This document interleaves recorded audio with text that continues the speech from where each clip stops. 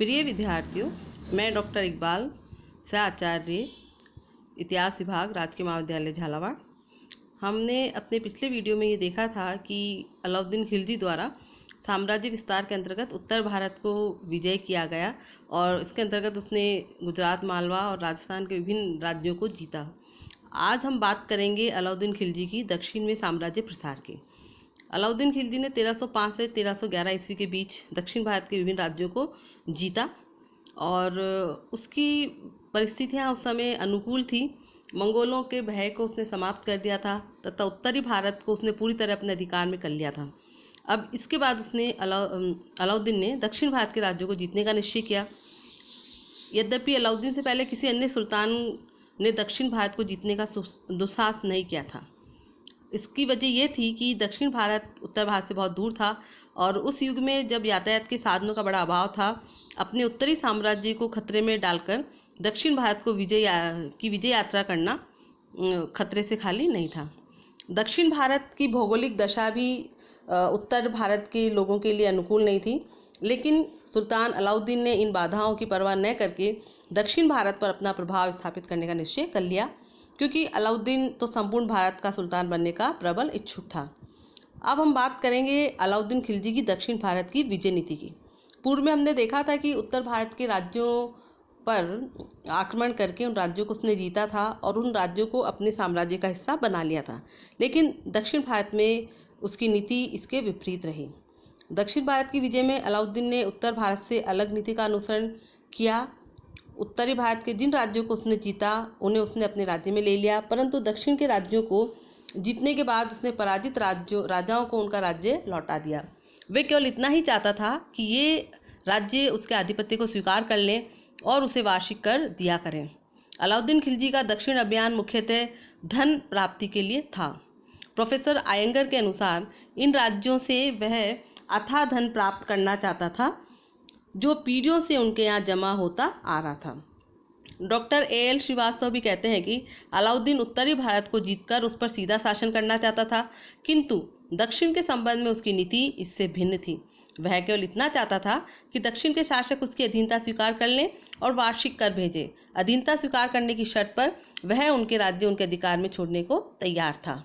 वहीं doctor K.S. लाल ने भी लिखा है कि सभी विजेताओं को प्रेरणा देने वाले धन के लालच और गौरव की लालसा ने उसे दक्षिण के सभी राज्यों पर एक के बाद एक आक्रमण करने की प्रेरणा दी। अब हम बात करेंगे विद्यार्थियों कि उस समय दक्षिण की स्थिति क्या थी। तो उस समय दक्षिण में 4 मुख्य राज्य थे। पहला देवगिरी का यादव राज्य जो राजा रामचंद्र के अधीन था। दूसरा तेलंगाना का काकतीय राज्य जिसकी राजधानी वारंगल थी जो प्रताप रुद्रदेव के अधीन था। आपने देखा होगा कि आंध्र प्रदेश से निकलकर कुछ सालों पहले ही तेलंगाना राज्य का निर्माण हुआ है। वो इसी राज्य की पृष्ठभूमि पर हुआ है कि पूर्व में एक तेलंगाना राज्य रह चुका था और इसलिए तेलंगाना राज्य अभी भी हमारे देश में नया बना। अब इसके बाद में तीसरा राज्य था होयसल राज्य जिसकी राजधानी थी द्वार समुद्र और उसका राजा था वीर बल्लाल। चौथा राज्य था मदुरा और वो एक मदुरा का जो है पांड्य राज्य था और वर्मन वहाँ का जो है राजा था। तुर्कों पर दक्षिण का पहला आक्रमण अलाउद्दीन खिलजी से पहले 1296 ईस्वी में जलालुद्दीन खिलजी के शासनकाल में हुआ था और इसका नेतृत्व भी अलाउद्दीन खिलजी ने ही किया था और यह आक्रमण देवगिरी के खिलाफ किया गया। और अलाउद्दीन की शासनकाल में दक्षिण विजय का श्रेय उसके सेनापति मलिक काफूर को जाता है। तो अब हम बात करेंगे दक्षिण के राज्यों के खिलाफ अभियानों की। तो सबसे पहले अभियान किया गया दक्षिण में देवगिरी राज्य के खिलाफ 1306-7 ईस्वी में। अलाउद्दीन ने 1306 में मलिक काफूर के नेतृत्व में एक विशाल सेना देवगिरी पर आक्रमण करने के लिए भेजी। अलप खां को भी काफूर की सहायता के लिए भेजा गया। देवगिरी के राजा रामचंद्र देव ने 1294 ईस्वी में एलिचपुर का प्रांत अलाउद्दीन को दे दिया था, किंतु पिछले 3 वर्ष से उसने उसका राजस्व नहीं चुकाया था। साथ ही साथ उसने गुजरात के पराजित शासक राय कर्णदेव बघेला व उसकी पुत्री देवल देवी को शरण दे रखी थी। देवल रानी की माता कमला देवी जो अलाउद्दीन के हरम में थी वह उससे मिलना चाहती थी।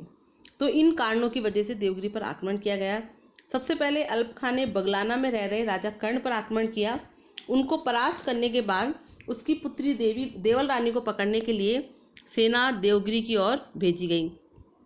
मार्ग में अल्प खां के सैनिकों ने देवी को पकड़ लिया और उसे दिल्ली भेज दिया गया, जहां उसका विवाह अलाउद्दीन के पुत्र खिज्र खां से कर दिया गया। अमीर खुसरो ने अपनी रचना आशिका में देवल रानी व खिज्र खां की प्रेम गाथा का वर्णन किया है। मलिक काफूर मालवा होते हुए देवगिरी की ओर बढ़ा। उसने संपूर्ण राज्य को उजाड़ डाला, बहुत सा धन लूटा तथा रामचंद्र देव को संधि करने पर विवश कर दिया। काफूर देवगिरी से प्राप्त धन और राजा रामचंद्र देव को लेकर दिल्ली लौट आया। अलाउद्दीन ने रामचंद्र देव के प्रति सम्मानपूर्ण व्यवहार किया। ये उसकी एक कूटनीति पूर्ण नीति रही। उसने राय रायन यानी राजाओं का राजा की उपाधि प्रदान की। इनाम के रूप में 1 लाख स्वर्ण टंके और गुजरात में नौसारी की जागीर उसे दी गई।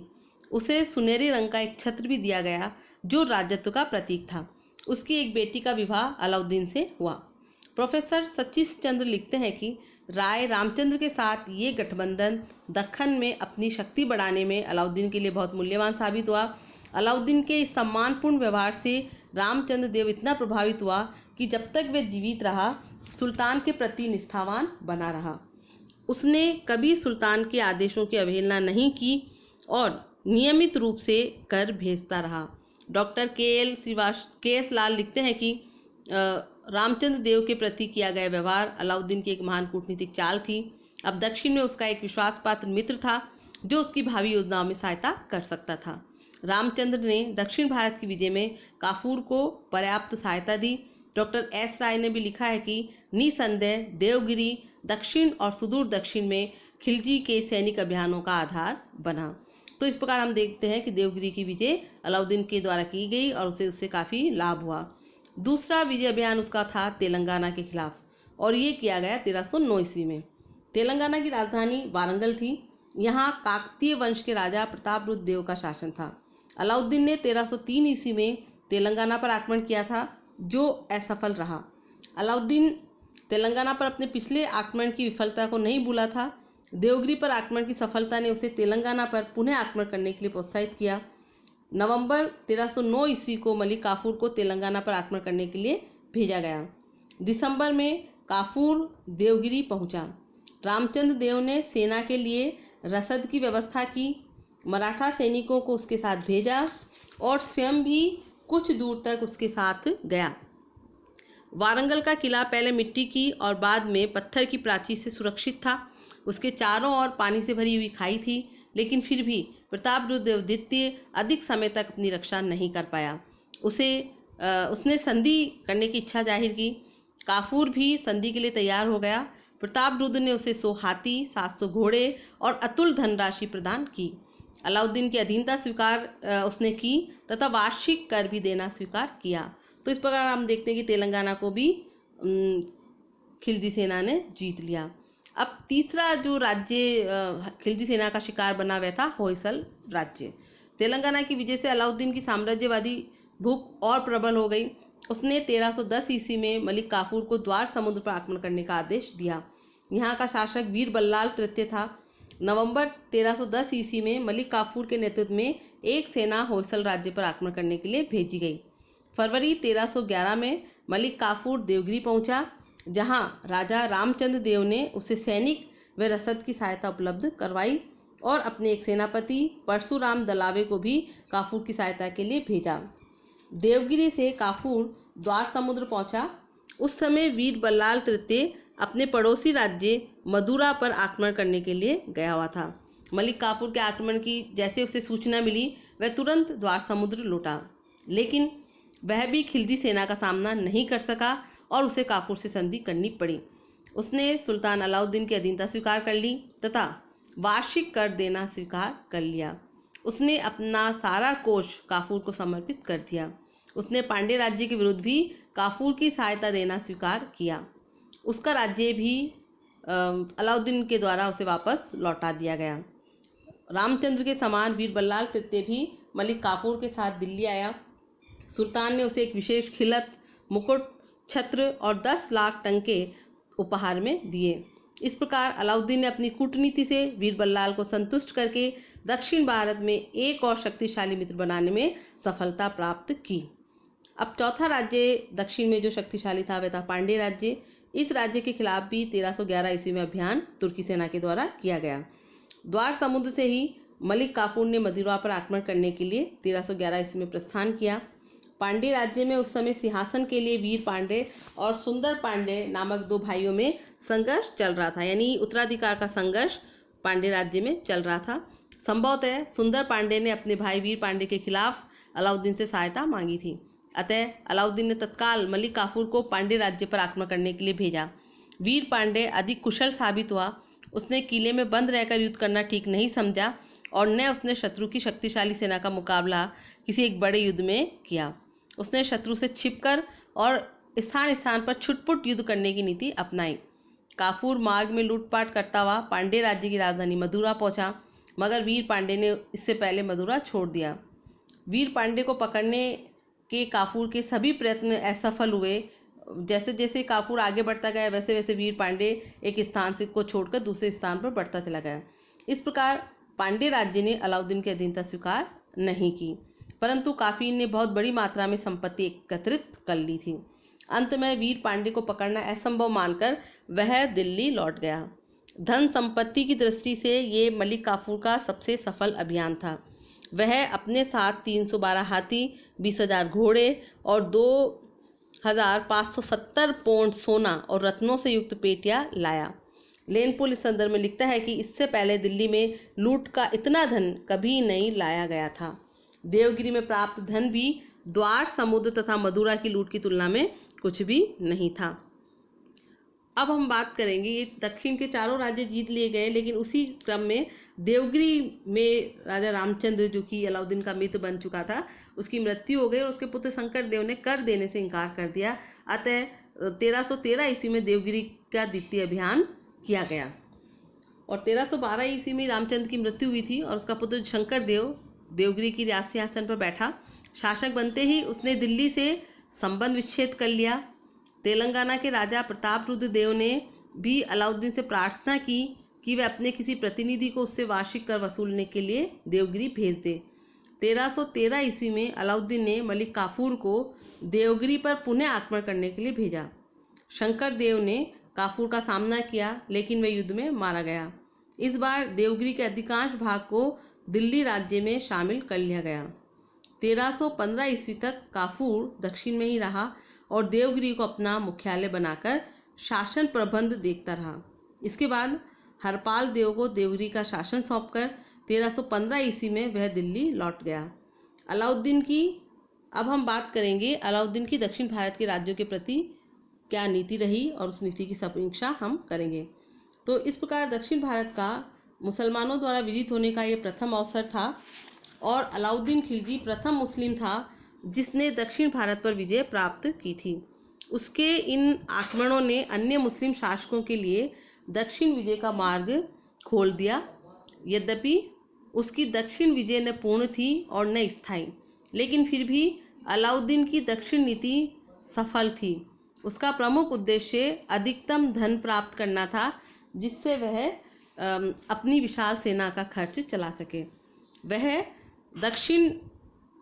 वह दक्षिण भारत के राज्यों को अपने राज्य में मिलाने का उद्देश्य नहीं रखता था। दक्षिण विजय की प्रमुख विशेषताएं निम्न प्रकार थी। पहला, दक्षिण विजयों में अलाउद्दीन को पर्याप्त धन मिला। दूसरा, अन्य मुस्लिम शासकों के लिए दक्षिण विजय का मार्ग प्रशस्त हुआ। तीसरा, समुद्रगुप्त की भांति उसने दक्षिणी राज्यों को अपने साम्राज्य में नहीं मिलाया, वरन उनसे कर ही वसूल किया। इस नीति के आधार पर कुछ आधुनिक इतिहासकारों का कहना है कि वह शत्रु को मित्र बनाना भी जानता था। चौथा, अलाउद्दीन स्वयं राजधानी छोड़कर दूरस्थ प्रदेशों में नहीं गया। दक्षिण विजय के अपने विश्वसनीय सेनापति मलिक काफूर को ही उसने भेजा। सैनिक दृष्टि से मुसलमानों और उसके सेनापति मलिक काफूर की सफलता अद्वितीय थी।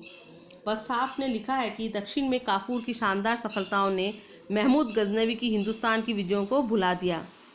मलिक काफूर दक्षिण भारत से इतना अधिक धन लूट कर ले गया कि उसकी तुलना किसी भी अन्य लूट से नहीं की जा सकती।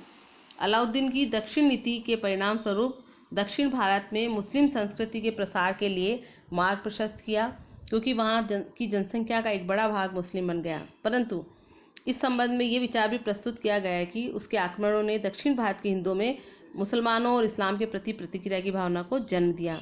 इसी संदर्भ में डॉक्टर मजूमदार ने लिखा है कि उनके यानी हिंदुओं के लिए आक्रमणकारी की विशाल शक्ति के सामने उस समय तो आत्मसमर्पण के अलावा कोई चारा नहीं था, परंतु उनके हृदय में असंतोष निश्चित रूप से घर कर गया, जिसकी अंतिम अभिव्यक्ति राजनीतिक परिणाम के रूप में विजयनगर राज्य के उत्कर्ष में हुई। अलाउद्दीन की दक्षिण नीति सफल रही। Doctor KS. लाल भी लिखते हैं कि उन प्रदेशों को साम्राज्य में सम्मिलित किए बिना ही अलाउद्दीन की महत्वाकांक्षा पूरी हो गई।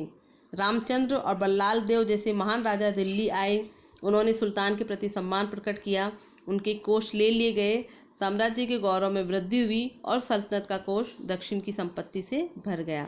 यानी अलाउद्दीन अपनी एक विशाल सेना के भरण पोषण के लिए अपना साम्राज्य विस्तार करना चाहता था, उसके लिए धन लेना चाहता था, ये धन उसे प्राप्त हुआ। लेकिन दक्षिण भारत के इन राज्यों को जो पराजय का सामना करना पड़ा, तो उसके कारण भी प्राय वही थे जो उत्तर भारत में मुसलमानों की सफलता के कारण रहे थे। दक्षिण भारत के जो ये चारों राज्य थे, ये चारों राज्यों में परस्पर शत्रुता थी और साथ ही उत्तर भारत की बात ही दक्षिण भारत में भी पारस्परिक एकता और तुर्की आक्रमण के प्रभाव को ठीक प्रकार समझने का पूरी तरह अभाव था। उत्तर भारत के विनाश से दक्षिण भारत के राज्यों ने कोई सबक नहीं लिया था। गुप्तचर विभाग की दुर्बलता, सीमाओं की सुरक्षा के प्रति उदासीनता, शत्रु की गतिविधि की सूचना न रखना, किलों में रहकर रक्षात्मक युद्ध लड़ना, एक ही युद्ध में अपने राज्य के भाग्य का निर्णय कर डालना आदि उत्तर भारत के उस राजपूत शासकों के द्वारा की गई भूलों का पर ध्यान न देना, इन भूलों की पुनरावृत्ति दक्षिण के शासकों ने भी की और इस प्रकार जो है वीर पांडे के अलावा रामचंद्र देव, प्रतापरुद्र देव और बीरबललाल मलिक काफूर के आक्रमणों के प्रति पूरी तरह असावधान रहे और वे युद्ध के लिए उसी समय तत्पर हुए जब काफूर ने उनकी राजधानियों के फाटक खटखटा दिए। तो इस प्रकार अलाउद्दीन खिलजी ने दक्षिण भारत को जीता और उसका श्रेय निश्चित तौर पर अलाउद्दीन के श्रेष्ठ सेनानायकता को तो जाता ही है, उसके साथ साथ उसकी घुड़सवार सेना को भी जाता है। इस संदर्भ में डॉक्टर के.एस. लाल ने लिखा है कि उसकी घुड़सवार सेना की गतिशीलता आश्चर्यजनक थी। उसने दिल्ली से देवगिरी तक की दूरी को प्राय समाप्त कर दिया था। मलिक काफूर अपने समय का एक योग्यतम सेनापति सिद्ध हुआ। इसमें कोई संदेह नहीं कि अलाउद्दीन के समय में हुई दक्षिण भारत की विजय का श्रेय बहुत कुछ काफूर की योग्यता को था। इस प्रकार अलाउद्दीन ने एक विस्तृत साम्राज्य की स्थापना की।